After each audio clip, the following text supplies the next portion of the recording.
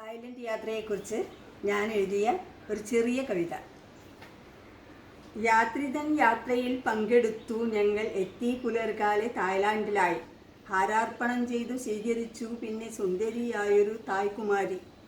വാട്ടെന്ന സാരഥി എത്തിച്ചു ഞങ്ങളെ ഏറെ ആഡംബരമാർന്ന ബസ്സിൽ. ഞങ്ങൾ തൻ കണ്ണിൽ നിരനിരയായുള്ള രമ്യകർമ്മങ്ങൾ വിടർന്നു വന്നു. 3 മണിക്കൂർ താണ്ടി ഞങ്ങൾ എത്തി ഹോട്ടൽ സിട്രസിൻ്റെ മുൻവശത്തായി. പട്ടയ എന്നൊരു പട്ടണത്തിൽ ഞങ്ങൾ കണ്ടു വ്യത്യസ്തമാം നൽകാഴ്ചകൾ. ബുദ്ധമതത്തിൻ പ്രസക്തി വിളിച്ചോതും ബുദ്ധപ്രതിമകൾ കണ്ടു ഞങ്ങൾ. സവർണകാന്തിയിൽ മുങ്ങി നിൽക്കുന്നൊരാ ഗൗതമ ബുദ്ധൻ്റെ ആത്മസത്വം. ഏതൊരു ഫോണിലും പൂർണ്ണത കൈവരാ ആകർഷണീയമാം ആ ചൈതന്യം. പട്ടയ ബീച്ചിലെ കാഴ്ചകളും പല കേളികളും ഞങ്ങൾ ആസ്വദിച്ചു.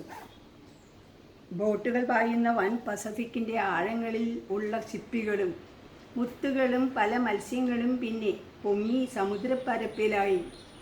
ആകാശവീതിയിൽ പൊങ്ങും ബലൂണുകൾ തൂങ്ങിക്കിടന്നു പഥികരുമായി.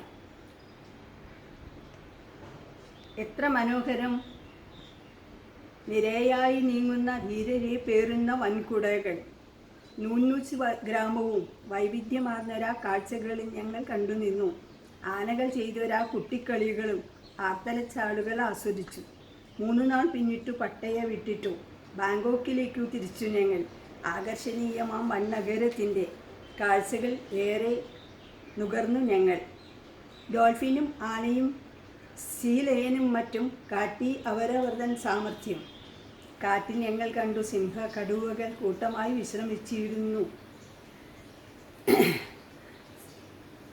കാട്ടിൽ ഞങ്ങൾ കണ്ടു സിംഹകടുവകൾ ഏറെ അലസരായി നിഷ്ക്രിയരായി കൂട്ടമായി വിശ്രമിച്ചിടുന്നു. പിന്നെ ആ കൂട്ടിൽ വളർത്താത്ത പക്ഷികളും.